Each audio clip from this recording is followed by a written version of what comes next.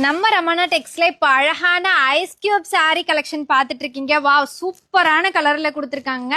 ஒரு ஆஷ் கலர்ல வந்து நல்லா கான்ட்ராஸ்டா பிளாக் கொடுத்துருக்கிறதுனால இந்த சாரி ஓபன் பண்ணி காமிக்கிறேன் பாருங்க எவ்வளவு அழகா இருக்கும் அப்படின்னு சொல்லிட்டு.